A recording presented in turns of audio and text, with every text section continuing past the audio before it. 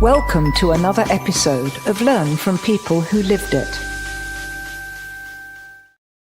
Well, hey guys, it's Matthew Blades, and welcome back to Learn from People Who Lived It. As a leadership coach and a former broadcaster, I wanted to make sure that we put on a show every single day that's about what happens when life becomes the teacher. And so each day we don't just sit down with people that studied it or preach it. These are folks who lived it. And today, no exception. We bring back our resident psychiatrist, Dr. Dave, and you've just written an article this morning that's on the heels of something that Courtney McDermott and I were talking about yesterday.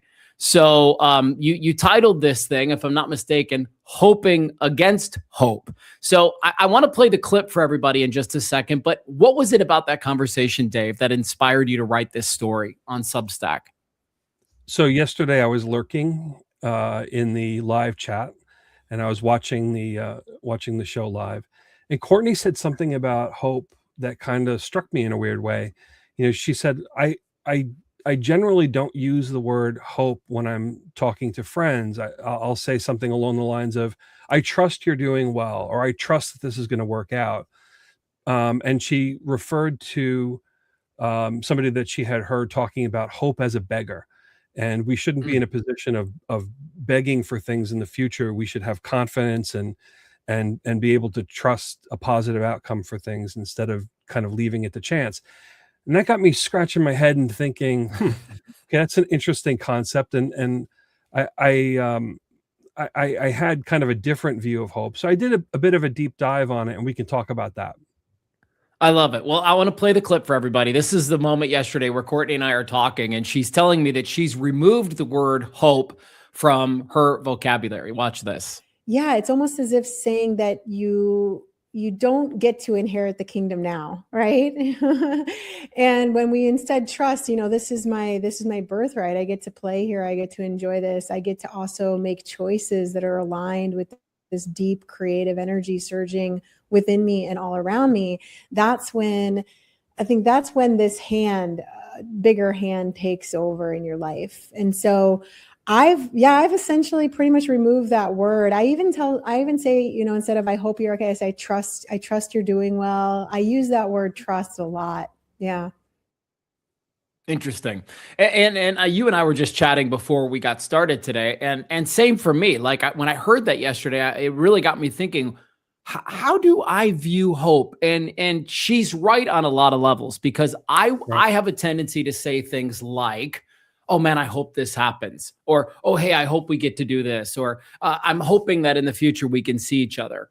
And it is what she said. It does put you in this place where you're not really in control of the situation. So I want to bounce this back with you today. So what did it make you feel as you walked away from that conversation? Were you like, should I remove hope from my vocabulary too? Or like, what happened? Well, I think this goes to this idea and this common usage of the word hope. We just came off of the Super Bowl this past weekend. A lot of people view hope as kind of like a Hail Mary pass. You have nothing else going on. You're kind of out of options. And well, I hope it works out. Well, where does that put you as far as agency and control of your own choices and your own life? That seems kind of random, and you're trusting random forces that things will magically work out for you. And as I looked into hope and got a working definition of it, I came up with something very different. And this was more the other form of hope that I was thinking of. So think of hope as the ability to imagine a future for yourself that's better than where you are currently, right? So imagine a future state that's better than where you are currently. So that's one part of it. That could just be a wish, right? That doesn't necessarily involve hope. But where hope kicks in is when at the same time you're remaining engaged with the possibility of that happening, and you're doing things to move forward toward it, even when the outcome is unknown or uncertain. So you have no guarantees that you're going to get to that thing that you're hoping for, but you're orienting your mind and your effort toward moving in that direction. Interesting. So for those that want to go and love to read, this is the Dr. Dave Substack. That's what the thing looks like today.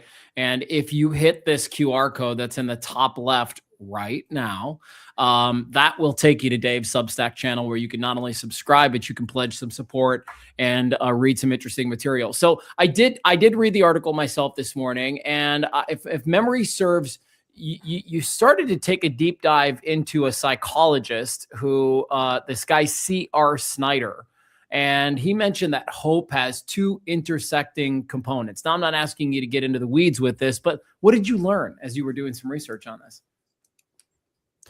Yeah. So that was C.R. Schneider.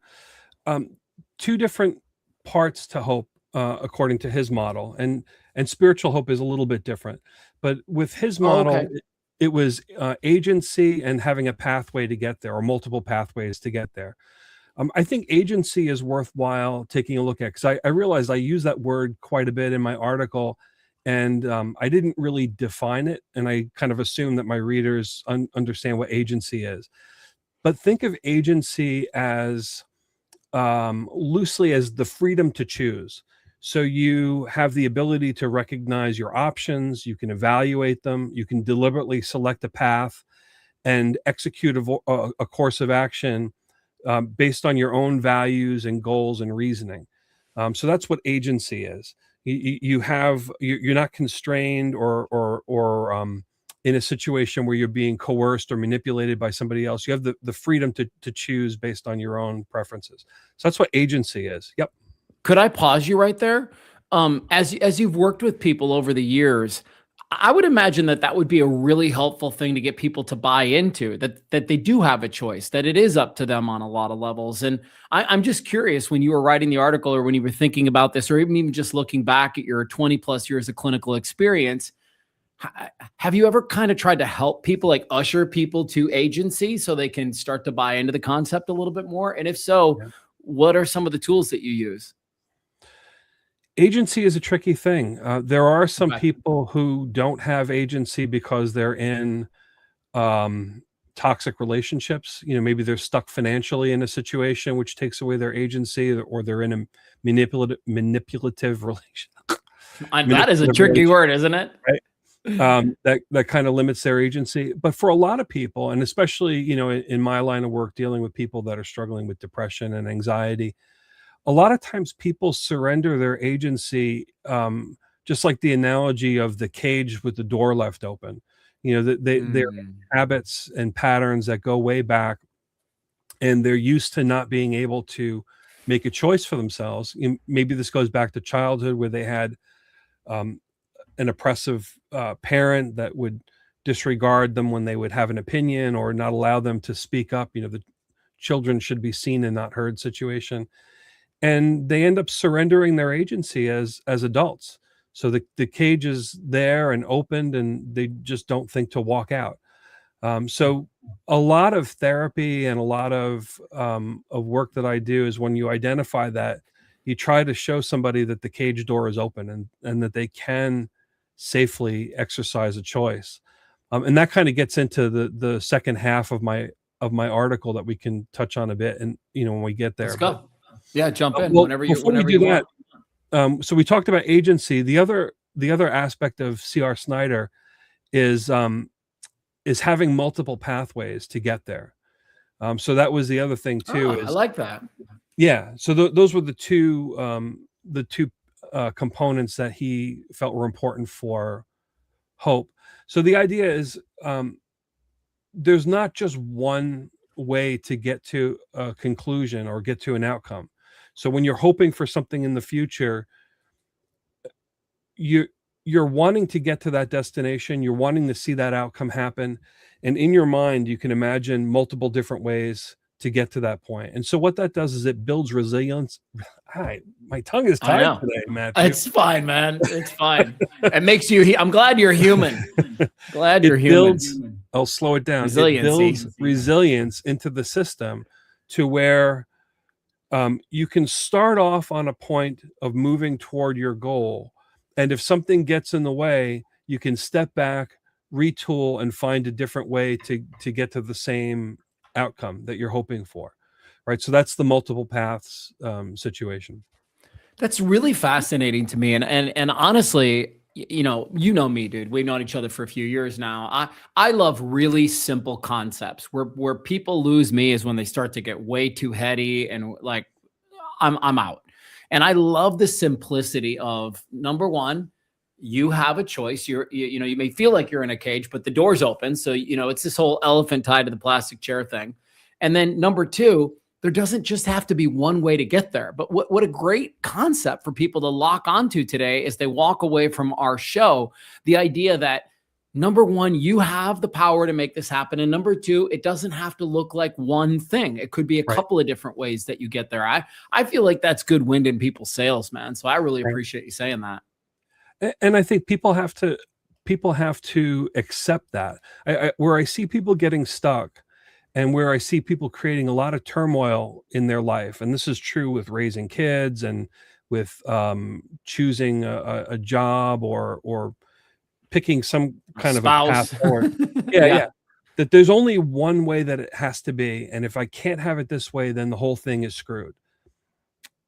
That really locks you in a box in a way that, I mean, you can't predict where life is going to take you and you can't predict what's going to happen. And if you only have one way that it has to work out, as if you were in a blimp looking down and you could see the path forward clearly and you knew that this one way is the one way that it has to be, life isn't like that. Things happen, things come up and surprise you, people get sick, accidents happen, all kinds of things can happen that can take you off path. And developing the ability to step back and regroup and move forward again is an important aspect of resilience. Talk to me a little bit about the spiritual side of hope. You mentioned it in the article, and I'm just curious about, I mean, this is what I love about this series, man, is that, you can turn off the psychiatrist sometimes, and I'm just interested in Dave. Like, how does Dave feel about the spirituality or the hope of spirituality or that intersection that you were writing about? Well, when it comes to the article, spiritual hope doesn't necessarily need agency and it doesn't necessarily need to have a specific pathway to it. So it's kind of like you get into a situation where your hope transcends your physical circumstances. So that's where it was a little bit different than the model that we started off with. But I liked what Courtney said yesterday, and actually this is now we're 3 for 3 because Dr. Anna Marie talked about it on Monday too, having kind of a playful relationship with God, and that reflects my own experience as well, because sometimes you could want to go in a direction and you could be pushing and training and trying to get there and it's the only thing you've ever thought of for weeks on end, and then all of a sudden something happens that completely derails it, or maybe doesn't completely derail it but sets you back a few paces. And in those moments you have a choice. You can get angry about it or frustrated about it, but I think the playful relationship with God situation is that you step back and say, okay, I've done pretty much everything that I can to move the ball forward, and clearly it is not the time to do that. And I'm just going to accept it for what it is. I'll laugh about it a little bit to myself and say, okay. We'll put that on hold for now. Because I believe that God puts the desire in your heart for things. And when you're aligned with God, and some people pray and ask God to do things for them, I think that that's the wrong direction to go. It's better for you to pray to be in alignment with God rather than to try to twist God's arm into doing what you want him to do.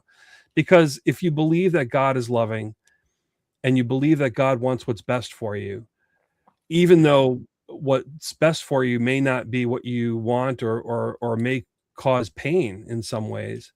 But if you believe in the big picture that God wants what's best for you, when things hit a brick wall, you have to turn off your kind of human need to control the situation and just say, okay, right now I'm a leaf floating down the stream, and we'll see where this ends up. Mm. And well, this could be a whole separate show. We only have a few minutes left, but it is the idea of control and of like attachment, right? We get Right. so attached to the outcome, and we want to control the outcome so much that I think, I mean, look, this is just my own experience, right? Like when I try to really control something, I find that it doesn't work out very, very well. And when Right. I surrender, and when you were talking about how to pray to God and like stop asking for things and start asking for alignment, probably the two most common prayers that I utter day in and day out, I will pray for clarity, and I will also pray that God puts people in my life that can use me. And that's kind of where I leave it. Like, I don't get specific about that. Right. I just kind of say, hey, God, look, I'm glad to be alive today. And today what I want is I want clarity to operate, and I want you to put people in my life that need me. And this is what I'm asking for. And I don't have much context around it other than those two things. And so I'm glad to hear you say that, because it makes me feel a little bit better about the things that I'm saying. As we wind down here in the next few minutes, Can I just add something to that too? I would love for that. Go. Yeah. In addition to that, what you just said, I find that the answers to those prayers are better than what I thought that I wanted. Yes. They're more interesting, they're more creative, they're more fulfilling. I thought I wanted this specific thing, but what I actually got was a lot better in subtle and not so subtle ways. If you just stop and take a step back and try to have a heart of gratitude for the situation, even in the adversities, even when things don't go the way that I want, it ends up turning out better in a lot of ways. Because I give it up, right? Right. I mean, look, I spent a lot of my life, and I know a lot of people are still in this, and so I'll pray for you. But I spent a lot of my life really needing to control the situation. And I know that I'm probably opening up a gigantic can of worms, and so I don't mean to do that as we wind down here today. But for me, and well, I'll ask you, for me, I learned that was all tied to my childhood, because I grew up in a lot of chaos. And so if I didn't try to control my environment, I could feel unsafe. This is what, working with therapists over the years has taught me. Does your clinical practice kind of say the same thing? And does your own personal experience say the same thing? When you're trying to hold on for dear life, it's because you're just trying to feel safe based on an old operating system? Absolutely. The idea that, and especially in traumatic situations, when something happens that was not in the scope of your idea of possibilities and it's horrendous, you want to make sure that thing never, ever, ever happens again. And so you start controlling things and try to manipulate the world around you to have that bad thing never happen again or anything like it. You can't. You don't have that level of control over things. You have control over decisions that you make each day, but you don't have control over who's driving next to you on the highway. You don't have control over who you're going to run into in Circle K, right? There's so many things that you have no control over, and trying to move from this idea of processing trauma by controlling to trusting that even if something happens that is difficult, that you have the ability to work through it. Right. So it's not that you can avoid all bad things, but you have enough competence that if something difficult happens, that you have the skills to work it through and get some meaning and growth out of the negative situation. So to kind of wrap up where we started today, having spent about 24 hours since our meeting with Courtney yesterday, and now spending a little bit of time with you, here's what feels right in my heart. What feels right in my heart, Dave, is that trust feels calm and hope feels a little anxious. When I'm hoping that I get something, there's a little bit of anxiety with that. When I trust that something is going to happen, I feel like I can settle down a little bit, and I don't have to consume myself with it. And that's kind of been my takeaway of the last 24 hours. And so I still like the word hope, as Courtney said yesterday. If the word vibrates for you in a way that makes you feel good, like keep using it. And I still think there's a lot of people who really count on hope. But I do want to think about it differently moving forward, thanks to, the conversation on Monday with Anna, the conversation on Tuesday with Court, and now the conversation with you today. I'll be really interested to see what Jill has to say about this tomorrow. I may ask her about hope's role in grief, right? Because I would imagine that it comes into play. Yeah, I think using the word trust has an extra degree of confidence to it compared to hope. So I saw where she was going with it yesterday, and it took me a few moments to think it through. Yeah. Well, the article is fantastic. For people that want to read it today, you can hit that QR code in the top left, or you can just go to drdaveaz.com. That's the Substack link, and you can find him right there. As I mentioned just a moment ago, tomorrow we will be right back here with our Guns and Grief commentary with Dr. Jill McMahon. Obviously, last week was a bit of a heavier episode as I just kind of come off that tragic episode that I witnessed. Tomorrow, I do want to jump into Hope and Trust with Jill because I think it's a really solid through line for people, don't you? That's interesting. I think this is the first week. Well, we've only done a few weeks, but I think this is the first week where we had a continuity through all the shows. Look, if we're doing our job, it should happen every week. We'll see, right? I encourage everybody to hit the QR code, and don't forget to hit that like and subscribe button too, as this is a brand new podcast and a brand new show. I know for everybody, you're probably thinking, brand new podcast, you've got 350 interviews already. And it's like, yeah, we have, but it's a new platform. We're doing this live every day at 12:30, hoping that you can dip in over lunch and join us for 20 minutes. So Dave, thanks again for everything, pal. And I'll see you next week. Yeah. And follow me on Substack too. If you like the article, I'm going to try to do these every week, and follow me there for more stuff. I'm going to be doing probably more fundamentals of mental health and the way the brain works. But this was a little detour. And I have some other things planned up for the next couple of weeks. Outstanding, man. It's a great follow. Thanks again to everybody for watching today, and we'll see you tomorrow here on Learn from People Who Lived It.